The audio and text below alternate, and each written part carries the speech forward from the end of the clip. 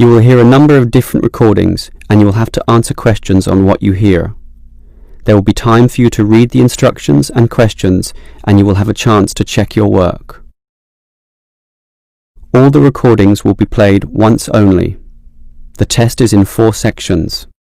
At the end of the test, you will be given 10 minutes to transfer your answers to an answer sheet. Now turn to Section 1. Section 1. You will hear 2 colleagues, Marcus and Ella, discussing details about the coming office party. First, you have some time to look at questions 1 to 5.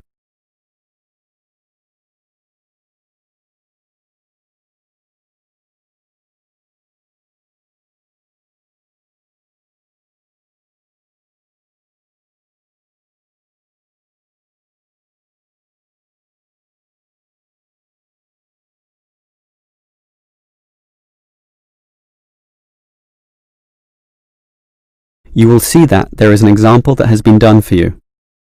On this occasion only, the conversation relating to this will be played first.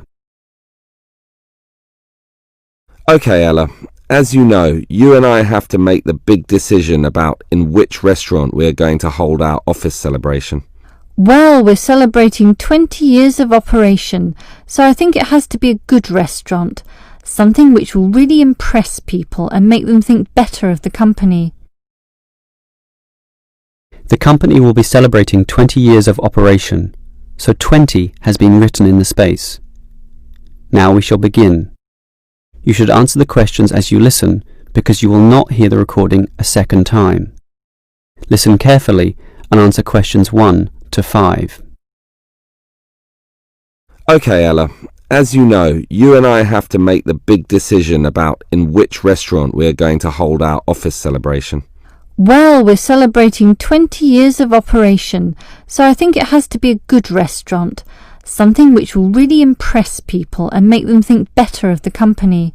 We do have a budget though. It's how much? $2,000, and that should be enough for a good meal. Actually, it's $3,000, not $2,000. I confirmed that today. That should be enough for a great meal then. Well, this is a significant milestone, so should we go for a buffet meal at a local hotel? All you can eat? Something like that? The Chesterfield Hotel has good food. I've eaten there before. Very impressive. Yes, I've got the brochure here. Do you know how much it costs? The full buffet banquet is beyond us, I'm afraid. Yes, but we don't have to get the banquet. They have set meals for cheaper prices. Show me the brochure. What about this? Set meals C is $50 a head, and that's just within our price range. It includes a main meal with prawns, and there's other seafood as well. Look, there's even a seafood platter with crabs, oysters, everything you like. But not everyone likes seafood. Let me see the brochure. Actually, set meal D looks better to me. More meat-based. How much is it? Meal A is $70, B is $60, and so on. So D is even cheaper at $45. OK, and we could spend the money we save on other things, such as a lottery present or something. The main meal is lamb, and everyone likes that, right? It comes with soup, dessert, coffee, all the frills that you'd expect. What's the soup? Actually, all the meals come with soup. Meal A is lobster soup, B is prawn, C is clam, but ours is chicken. Ah, I like that. Chicken is simple but tasty. All those seafood soups are not nearly as nice. So, why don't we take meal D then? Before you hear the rest of the conversation, you have some time to look at questions 6 to 10.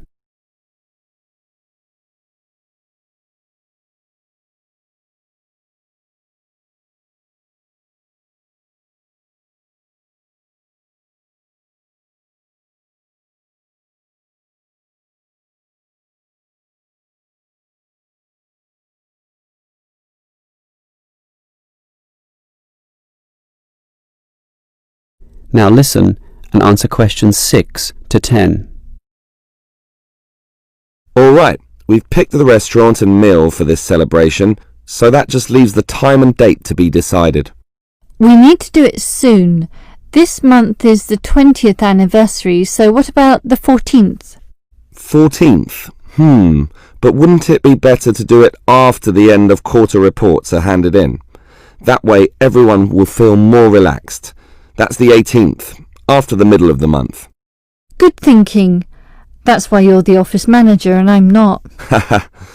And that leaves the starting time. After work, but not too late, right? Well, any time is fine, I should think. 7 p.m, 7:30, 8 p.m. Does it really matter? Not too late, though. 8 p.m. is too late. 7 p.m. might be too early for those submitting the end-of-day accounts. Split the difference then. Take the middle time. That will please everyone. Sounds fine by me. Let's do that then. Now, that leaves the minor details, you know, about clothes and what to bring and... Clothes? Isn't this an informal event? Yes, but it is an anniversary and we don't want people in jeans and jogging shoes. We don't necessarily want formal dress either. I agree. Formal is too, well, formal. Smart casual is better. Let's just say smart casual, okay? Okay. And should we allow smoking? Isn't that the hotel's decision? Do they allow smoking? They do, in designated areas, well away from the eating tables. Personally, I hate smoking and would like to ban it completely from this function, but to be reasonable, I think we can just follow the hotel's policy. If they allow it, so can we. Okay, that sounds fine. That just leaves... Whether the guests should bring anything with them? I think it would be a nice idea if everyone brought a... Let me guess, a card, right? A getting to know you card. No, a present, a small present, of course, to be put into a large box, and then everyone can reach inside and pull out something. A lucky dip. That should be a good laugh, don't you think? Great idea. That is the end of section 1. You now have half a minute to check your answers.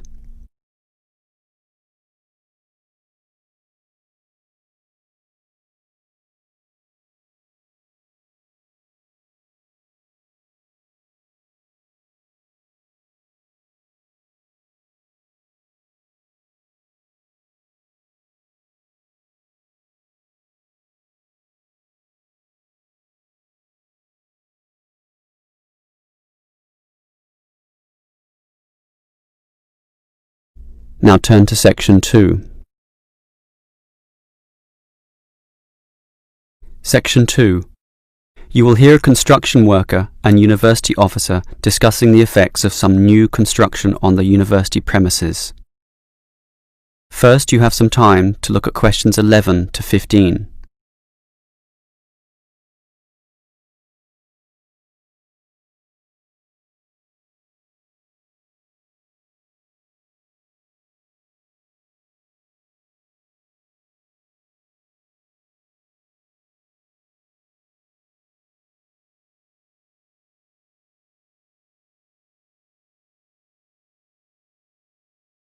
Now listen carefully and answer questions 11 to 15. Hello, Helen, is it? Yes, that's right. And let me begin by saying that your construction is already causing considerable disturbance to our student body. I'm afraid we have deadlines to meet, but you did ask for a timetable. We can certainly try to do the noisiest work at specific times when it least disrupts the students. Good. I've already emailed you about sensitive times of the day. Obviously, our lunch period is the best time for you to do all the noisy work. Yes, and as a result, in that time we are reserving all the jackhammer and drilling work necessary for breaking up the old concrete paths. So that will be between noon and 1:30 p.m. It will result in some delays to us, but not enough to significantly put us behind. So we're happy to do it at that time. The other time you mentioned as favourable for our noisiest work is after 5 p.m. As you know, due to the deadlines, we work at night to 8 p.m. Yes, I see the lights at night when I walk to my car. Well, we can similarly put most of the digging of earth, or in other words the excavation, to that time. and that work is certainly noisy due to the engines of the earth-moving vehicles. Inevitably, of course, there must be some noise during the day, and I think that the best we can do is concentrate it at one specific time so that at least you can anticipate it. That time will be from 10 a.m. to noon. We've just finished cutting down and sawing up all the trees, so that morning period will now primarily be involved with the pouring of concrete. That must be done early in the day to allow the concrete to harden during the daylight hours. It will involve considerable noise, I'm afraid, mostly from the trucks and concrete mixers, so expect some racket in those 2 hours. So what will happen in the late afternoon? Will it be quiet enough for exam work? I believe so, since in that first hour and a half we'll be having our lunch break, and in the remaining 2 hours we'll just be making the concrete look nice, removing leaves, broken pieces, and making it all level and flat before it hardens. So the noise will certainly be at a minimum in that period of time. Before you hear the rest of the talk, you have some time to look at questions 16 to 20.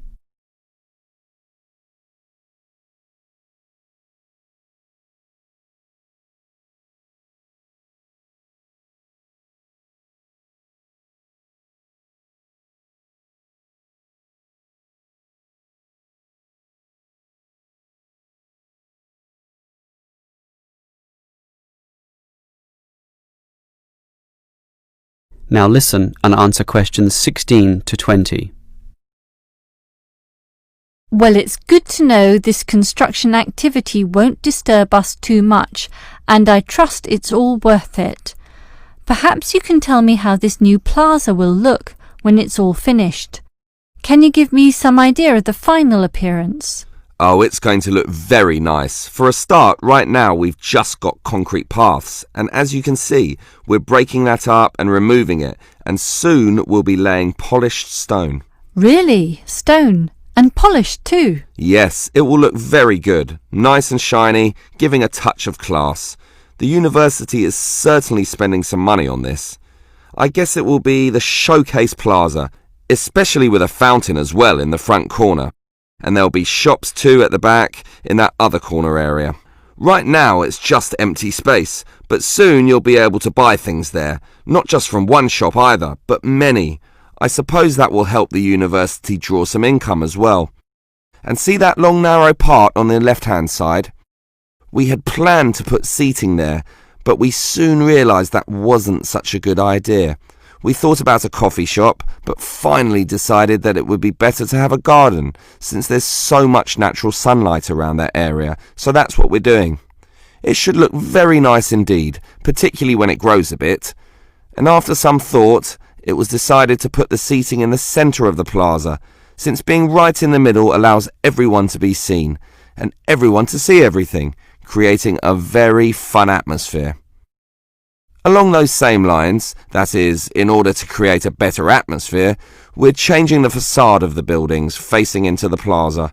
Right now there's nothing there, just walls without any ornamentation. We thought that we could either paint them with interesting pictures, perhaps with modern art or that sort of thing, but then decided to simply hang plants there, in keeping with the natural look of the place. Well, keep up the good work. I'm sure it's going to look wonderful when it's all finished. That is the end of section 2. You now have half a minute to check your answers.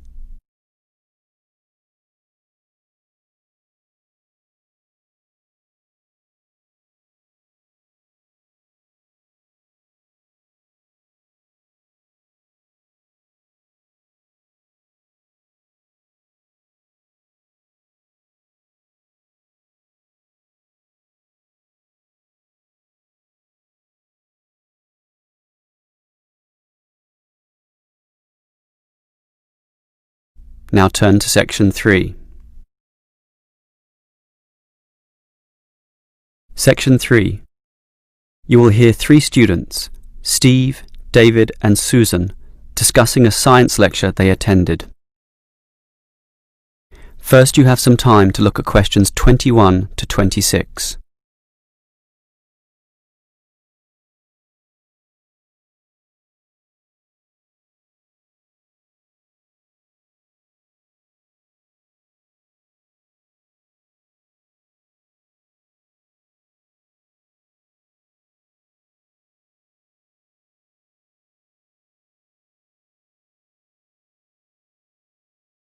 Now listen carefully and answer questions 21 to 26. What did you think about the lecture, David? I thought it was rather interesting. I liked the way it examined the personalities as well as the achievements of the three great physicists of history. It was also interesting in the way it highlighted that all of them had traits in common, despite being removed by centuries. What did you think, Stephen? I thought, for their times, all three scientists were quite revolutionary. Also, I found it quite funny how Galileo, the Italian physicist, in his great work, what was it called? It's usually abbreviated to two systems. Yeah, in the two systems. It isn't really science in the conventional sense at all because it's so funny. How can science have characters, one of them with the name Simplicio? I think, though, that it stands as significant in that it was the first major work in which authority was challenged. Before that, the church and the state and royalty all held absolute authority over the thinking of the times, but Galileo was brave enough to challenge this by putting forward scientific truth.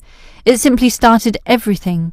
I agree with you there, and it was important, and I don't wish to underestimate that at all, but Galileo's works were somewhat scattered. He couldn't fuse all the ideas together. That had to wait for Newton's Principia. So why do we call it that? It's not even English. Well, Newton wrote his Principia in Latin, as was the practice of all scientists of the time. Principia is the key word in the title, which we usually use when referring to this great work. And I think you're right, David. Its significance lies in the way it finally created order. Before that, things were still confused, disordered, let's say. That's right, Susan. With Newton, the heavens became like a clockwork mechanism where the orbits and motion of the planets and comets could be predicted.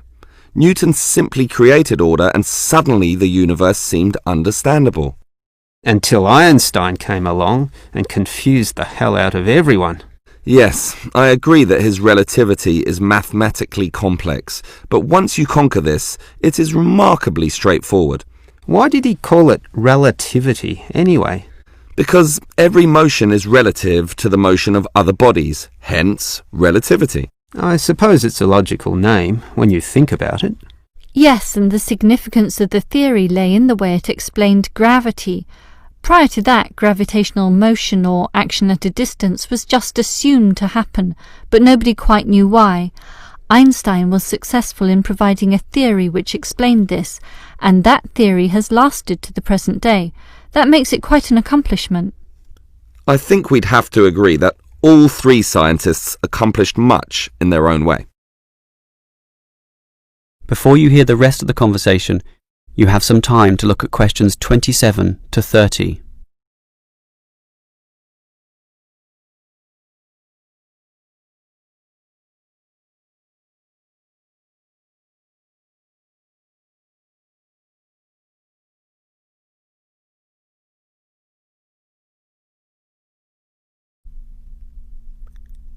Now listen and answer questions 27 to 30. So, David, you're obviously impressed with these three scientists, so it would be interesting to know who you think was the greatest of all. Well, strictly it's impossible to say, since everything is relative to the times in which these scientists lived. Newton built upon the works of Galileo and Einstein built upon the works of Newton. But that's not true, actually. Einstein's theories were non-Newtonian, which is why they were so substantially ahead of their time. Given this, I'd say Einstein is the greatest. Well, certainly, Steve. I accept that Einstein was great and substantially ahead of his time, but Newton's laws are still used today. Galileo, in contrast, didn't form any workable theory that lasted, and Einstein's theories are more just theoretical abstractions. Well, not really. We still use them for cosmological theories, black holes. Not for everyday life, not for normal planetary physics. In that sense, Newton has stood the test of time and must be considered the best of all. What do you think, Susan? Did you know that Newton's first law of motion is often attributed to Galileo?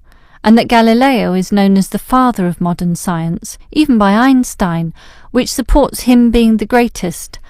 I would say that we must acknowledge the man who first started the scientific revolution.